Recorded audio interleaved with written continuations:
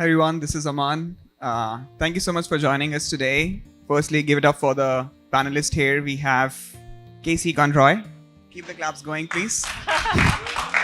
Sam Jose, Ritesh Cole, and one and only Mark Rose. Awesome. This is going to be the most fun panel in the last 2 days. So you're going to have a lot of fun. But the topic that we're going to be talking about is super interesting because we're all talking about AI and so on. But what's bigger than AI is how to implement it, how to get the value out of it, and so on. So, in a way, we're in a moment where everyone is talking about automation, but the conversation actually starts after that happens and picking the right problem and so on. So this problem is not going to be about the hype, but the fun part of it, or the hard part of it, we're getting the change implemented and managed. So once again, give it up for the panel and let's get going. Cool. So the first one is actually for Sam. People say that it's not a tech problem, it's a people problem. How do you read that, and what are the challenges that you have faced in implementing technology? What are the things that you have learned over the course of time? Sure. 2 words: Jedi mind trick, maybe 3. And it's really getting people to realize that something is good for them and it's good for the business, even though they themselves may sort of be rooted in where they are and where they want to stay because it's comfortable and it's safer for them, but it's not necessarily the right thing for the business. So as a kid, I remember watching one of my favorite cartoons, Popeye the Sailor. He would eat spinach and do what he does, right? And my mom would, if you want to be like that, then you got to eat your spinach. And so I'm eating my spinach because I wanted to be like Popeye the Sailor because it was good for me. So trying to convince people to eat their spinach is really the challenging part. And that's where the Jedi mind trick comes in of, hey, you're kind of being left behind, and we as an organization, and you have an opportunity to really lead the way and be pioneers and be trailblazers and people like that, because now you're talking about legacy. So it really appeals to almost their self-vanity a little bit. So you have to follow that, Casey. What's your hard to follow? I think in terms of change management, it really comes down to understanding what the value is, because that's part of the messaging that you heard from Sam is what's in it for me. How is my life going to be additive? We heard this yesterday on the panel. How is this going to look and feel better for me? What can happen is some people will shortcut that analysis, that upfront work to understand where there's deep value. So a lot of times, and this might be controversial, but I've said this a million times, is that the tech is not the hard part. It's the people side of it. And some people will raise their eyebrows and go, well, tech is hard. If you don't speak the language, it feels hard and foreign. So what can happen is that people will source ideas through, hallway conversations, or I was at a conference and I heard about this thing, or I was talking to a peer, they're using this software, let's do it. Boom, analysis is done, you go right into execution. And we did hear about the importance of execution in yesterday's panel too. And don't get me wrong, execution, deployment of tech is super important. But if you have shortcutted the analysis portion, you're just going to end up at the wrong spot quicker. That doesn't make you better. And actually, it's harder because once you have technology deployed, it's about 20 times harder to replace it. And if you don't have the value upfront identified where you're really creating impact, for the team or for your firm, that is going to atrophy and you're going to have to replace that in a year anyways. So where you feel like you're saving time up front, you're actually spending more time on the back end taking out a piece of tech that's already been entrenched in your organization. And so from a change management perspective, my advice is always spend time up front talking about what the value is, because you're going to need that in order to share with the different styles of change to help them understand why this is good for them. And one of my favorite things is there's a change assessment that you can do. It's called CSI. It's called Change Style Indicator. And it asks you 60 questions. Based on how you answer the questions, it puts you into one of 3 categories. Okay. And on one category, you're an originator. By the way, I have to apologize. I have a lot of Bulls basketball analysis, but stay with me. This will make sense as we go through it. But if you're an originator, you love change, you thrive on change, you're super nimble, flexible, you can take in a lot of change at one time. Those are your Michael Jordans. You get on the court, you assess a situation. Okay, we got this going on. This person has an injury. We're going to do, and you're instantly changing the play from the triangle defense. Those are your Michael Jordans. Those are the ones that love change. Put them in a place of finding the opportunities for innovation, because that's where they do well. On the other side, you have the conservers. They're ones that need time with change. They need to know how it feels. They want to make sure all the holes in the boat are plugged. They want to make sure that all the processes are worked out, that it's very smooth. They like change in more incremental styles. Those are your Ron Harpers of the Bulls, where they're like, hey, we're going to play the triangle defense. We have mastered it. Why change it? This works. They need more time with change. So you want to pull them in early, not too early, but early, to give them time to digest the change, and also bring them into the conversation, and they'll say, hey, these are things that you have to work out. And then you have in the middle, you have the pragmatists. They're kind of neutral. They're good with change. They're okay with not doing change. But what they do really well is they translate the opposing sides. And those are your Scottie Pippens. So Scottie Pippen brings them together, and he will say, hey, we've got Michael Jordan who's doing this play. We've got Ron Harper over here who wants to stick to the triangle defense. You bring them together, have them help run your projects, because they will translate the two opposing sides through the duration of your project. And that's how you can really help from a change management perspective through those efforts. But it's also helping you put in an effort, and analysis is so important as well. That's actually awesome. So Mark, next question to you. So we spoke about the personalities of people. Sam spoke about using the Jedi mind trick. Have you seen that work in past? How has sort of you been able to implement change and find internal champions and so on? Well, that's one thing that's really important. And I'm a people guy, not a tech guy. I come from sales. Tech is not a native or even a secondary language for me. And so one of the things I found as I started on this journey with BrokerTech is that we would come back from these great events, and we'd have these great solutions, and we would try to implement them, and before we created or found a champion internally, somebody that was a subject matter expert that truly understood what the problem was, that really wanted to take this back, and would be the one who would do a lot of what you were talking about, being the pragmatist that was going to find the way to weave the two folks. Because the Michael Jordans are easy, right? The guys who want to do change all the time, they're great. They're always going to jump on board with you. But if you don't have that Scottie Pippen, and I can't believe I'm using Bulls analogies, but if you don't have that person that's going to be your champion and kind of weave the two sides together, it's destined to fail.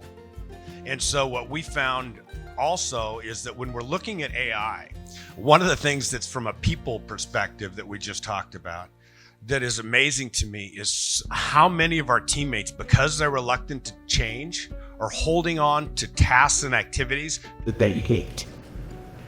So we'll find a solution that will dramatically improve their work balance and allow them to focus on the areas that they love and that they excel and are good at. We'll take away a menial task, and they'll go, oh no, you're eliminating my job.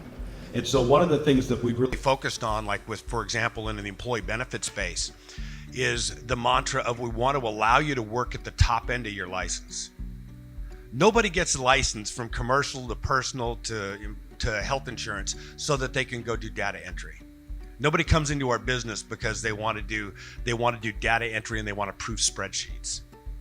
Those are the type of tasks that we're working to remove. And if we allow people to understand that this is going to help them advance their career, it's going to allow them to move up the skill set chain that they love working in, all of a sudden we get buy-in to like, oh wow, this is going to create space for me at the top end of my job that I really love.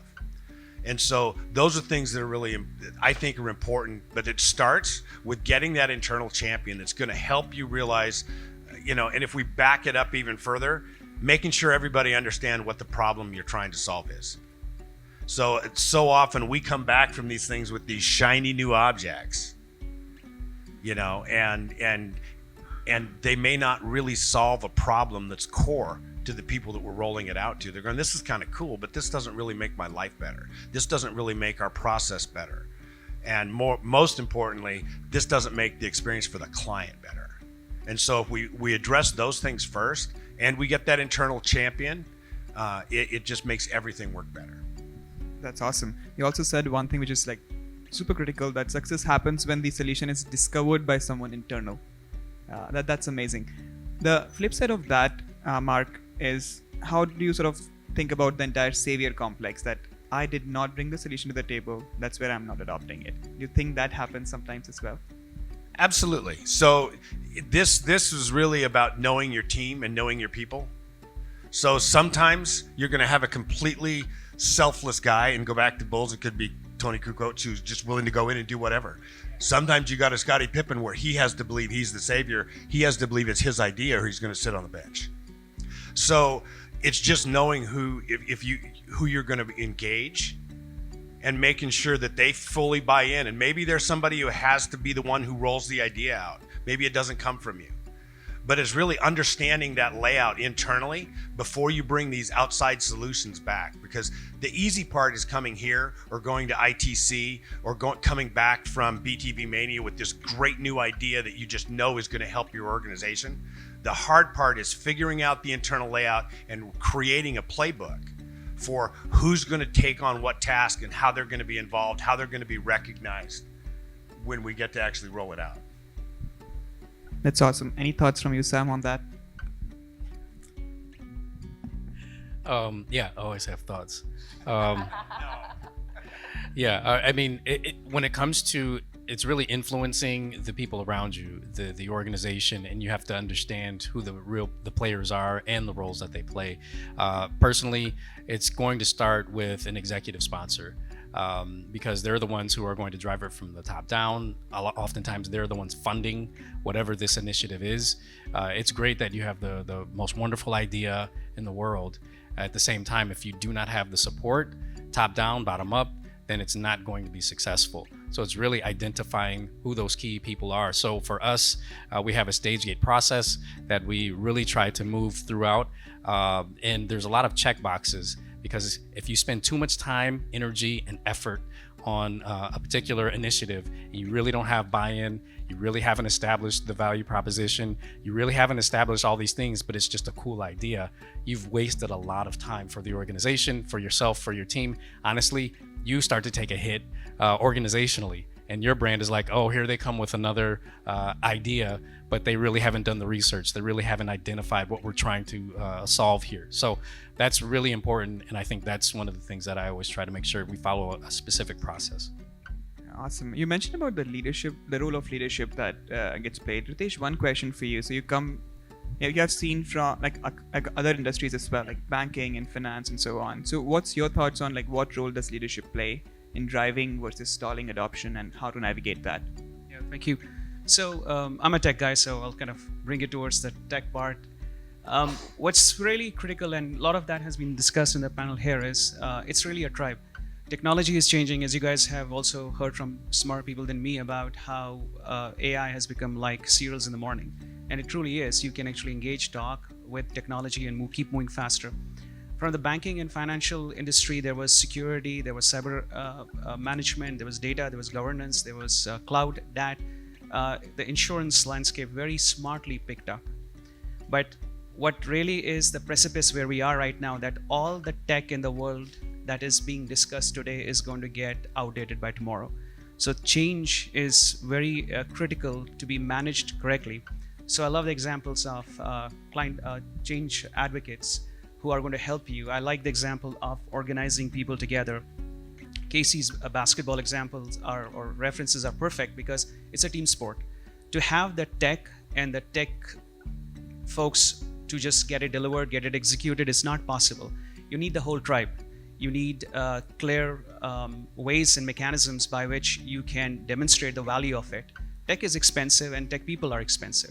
So the end goal, again, that was discussed in this panel is these are very powerful things. It may sound simple, maybe cliched also, but their value proposition and explanation up the stream all the way to the board is very important. I think that's where we have been lucky enough is to have partners in this space who understand that we alone cannot solve a problem. We need the business, we need the value proposition. We will bring the engineering methodology, we'll bring the mindset, we'll bring the latest and greatest tech. So during the digital transformation journey, we have always been trying to either influence it, drive it, and in certain cases talk them out of it, because that org was not ready for a transformation, not only because a tech organization change will percolate down to every section. That's awesome. So we spoke about it not being a tech problem, but a people problem. We spoke about also the ownership and identifying the right champions internally and speaking to them in their own language. One of the question is on the execution and impact. Like, execution is not impact. You could be running in a direction which is the wrong direction and it doesn't help anyone. Casey, any thoughts on how to pick the right direction and how to sort of scope things out in a really good fashion? Yeah, there's a wonderful thought leader. His name is Marty Kagan, and he has 3 books. If you haven't read them, order them. Transform is probably my favorite, because what it does is it clearly talks about the product operating model. And if you're building products, so there's some startups in the room I can see, it's a really great book because it gives you that foundation of how to build product and what it looks like. And it talks specifically about roles, which gets to ownership.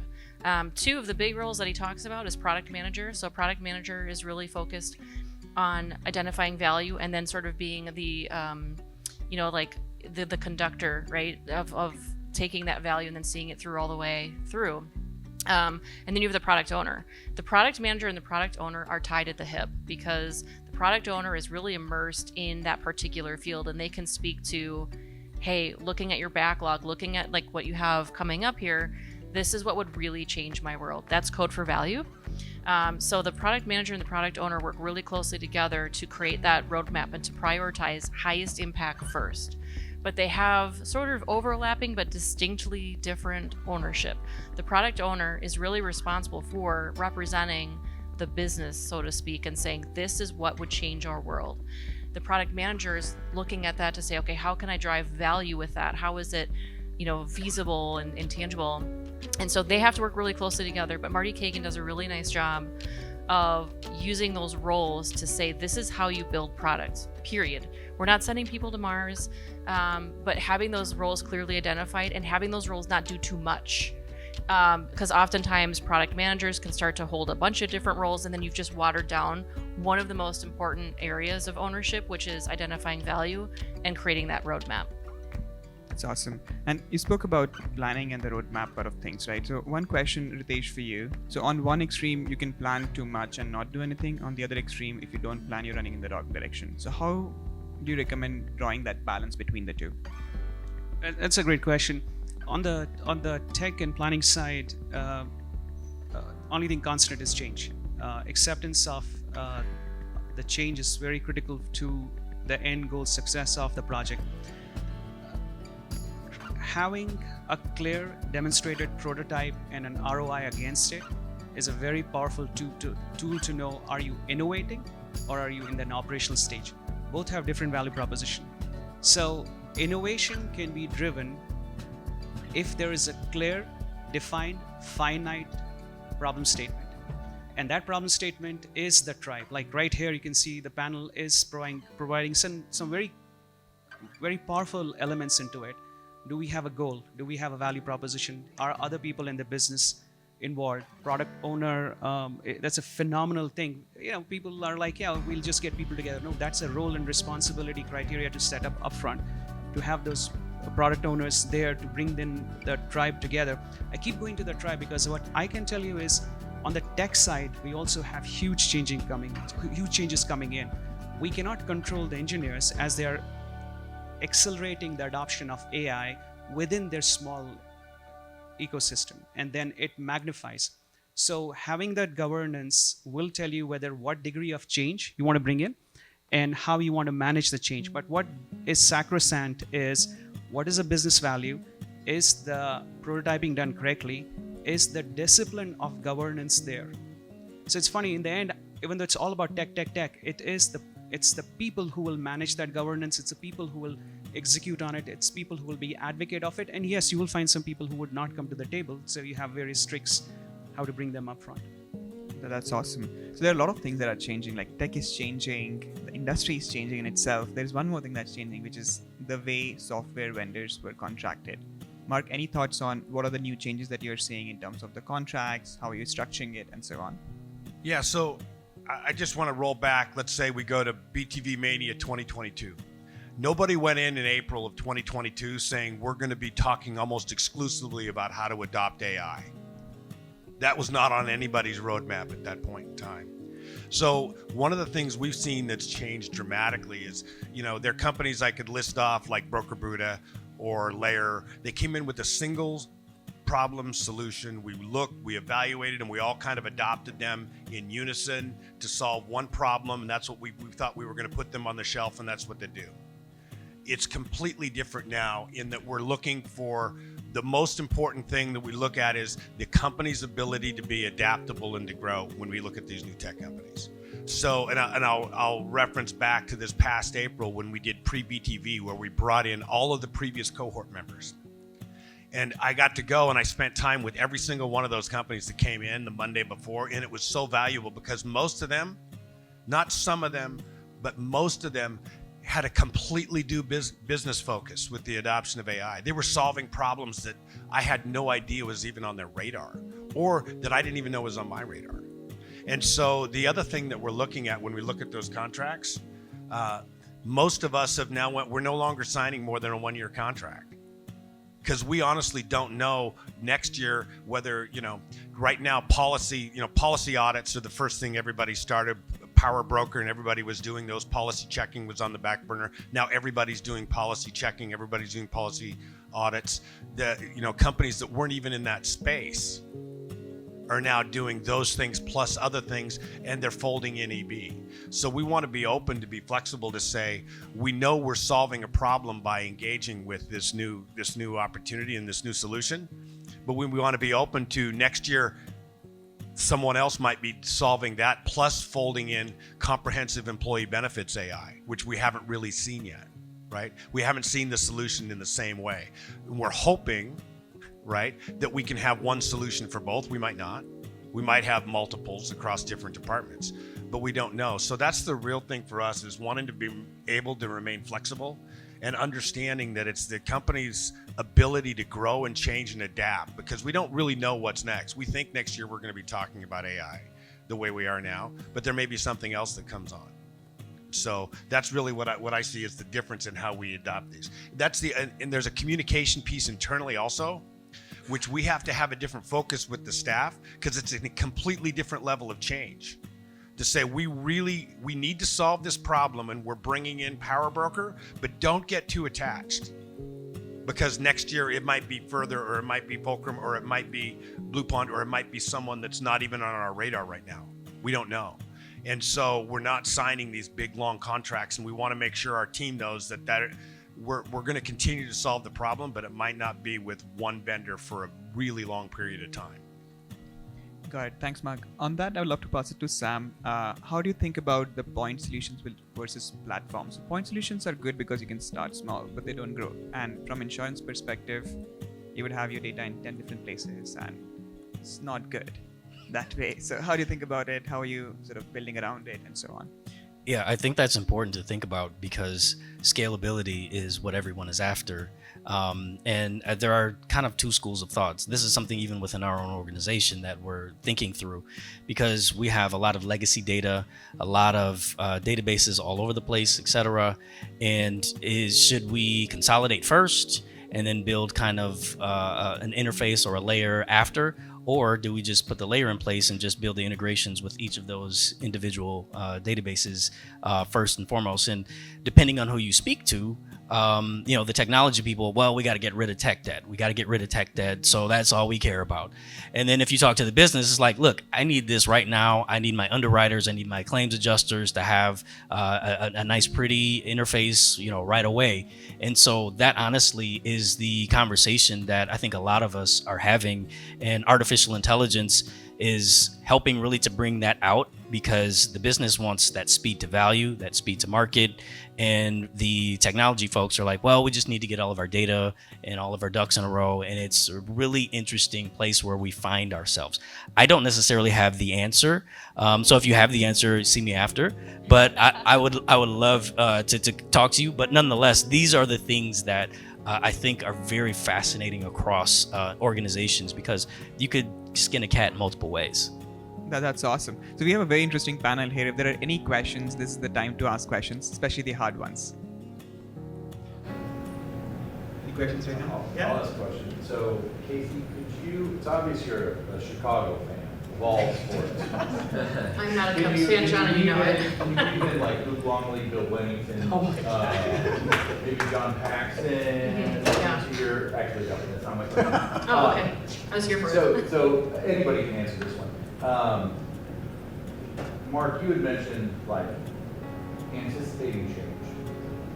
That can be seen from the outside as really wishy-washy, like flavor of the day, right? But it's not. You're just trying to do what's best for the organization. So how do you, not even just managing change, which is here's the technology we're going to use, but manage the expectation of future change? And that could be for anybody.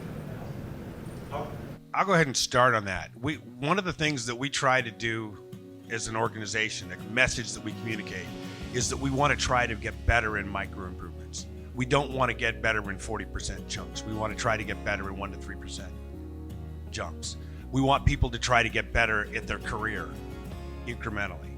And so if we're always looking to be better, the messaging is that we're always looking to institute a new process or a new thing that's going to make us better. And so there's always going to be change. It's not something that we're doing in a big chunk and then we're done and we sit and we wait. And so that messaging internally is really important. That people get into the mindset of this is the world we live in where we're constantly trying to improve. And so there's constantly going to be new things coming. And then the responsibility on us is that we're not bringing back something and saying, okay, this is going to completely change your world. We just told you to try to get incrementally better. Now we're going to change 50% of your ecosystem, all in one lump sum. So that's the messaging internally, but I think you have to start to get buy-in on that with your people.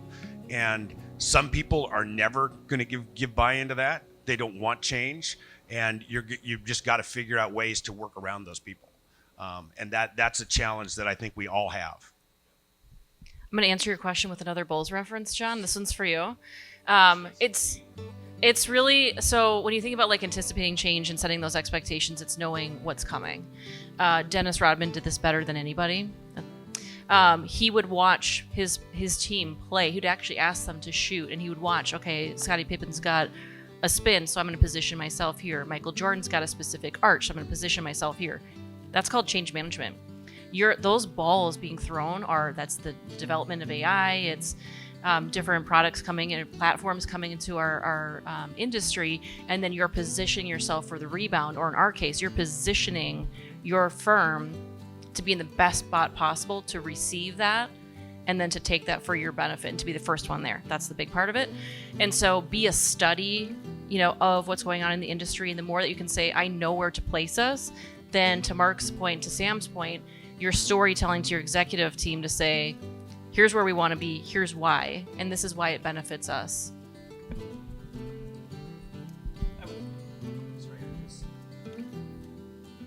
I don't have a better basketball example, but what I can say is become a show me team. It's a lot of change, both at technology level, at other levels. Pick up a small problem, bring in the tech into it, demonstrate it to everybody and the tribe that how it was done. And I think that will also help in speaking to that, right? Because we all are change advocates, and we have to be, because we are in the business of business. And we have to make sure that we are building profit and creating a wealth around. But nothing sells better internally if you pick a small problem, solve it, and then of course communicate it. And I love your example of how to place yourself for the shot, and you can then repeat it, rinse it, repeat it, validate it, rinse and repeat it. That's kind of from an engineering mind of mine works, but I've seen in real world problems also, pick a piece and do pick a high risk piece. Don't pick a piece that is of a low or medium complexity. Pick up a high risk piece, get the people who are change advocates involved with that, and then demonstrate it. And say pictures is equal to 1,000 words, but the solution is equal to 1,000,000 words. So that's kind of where I wanted to add a piece to that. That's awesome. There's one more question over there.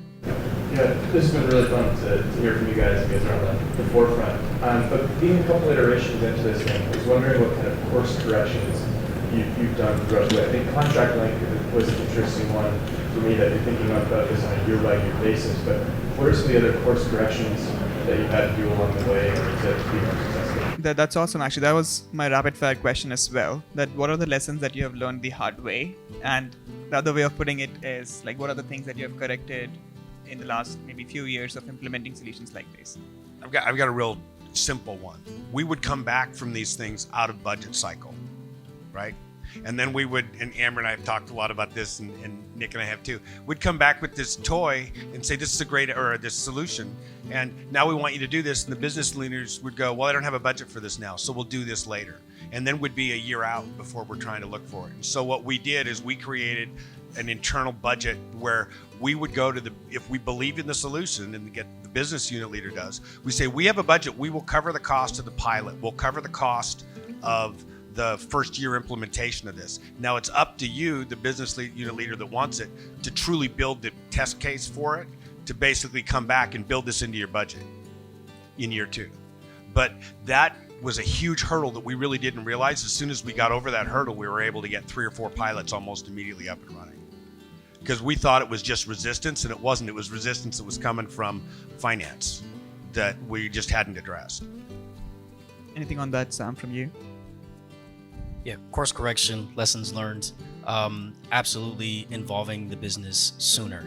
It may not necessarily be the executive, but you need a subject matter expert to be involved in that, because they're the ones also who can help you in terms of making the change with their teammates. So you find kind of that influential person in that work area or in that team, and they are the ones really help kind of pave the way for you. And I found value in that. So the underlying word we haven't used yet is trust. Do they trust you? Do you have relationships with these individuals? And so the power of relationships is really what allows artificial intelligence. Is like, I don't know much about this tech stuff, that's your world, etc. But it's like, but I trust you because we have regular meetings and conversations. And so just having a monthly with key influencers throughout the organization is very important. Yes, you can have kind of an innovation council or whatever, but honestly, some of those one-on-ones, just, hey, let's grab lunch, let's just meet in the cafeteria. I have found a lot of value in that. So when I do show up with some new idea, it's like, oh, it's just Sam. It's not some crazy wild innovation guy. So that's a lesson that I learned of just showing up. And when I do, it's like, oh, okay, yeah, I trust you because I know you're not going to just lead me down this crazy ditch because we've talked, we've met, we know each other. So that's awesome. I think we are way over time. But thank you so much, everyone, for joining in. I hope sort of this was useful, and please do tell people about it. We need the bigger room next time. But put it together for the panelists. Thank you so much, everyone. Thank you for your time.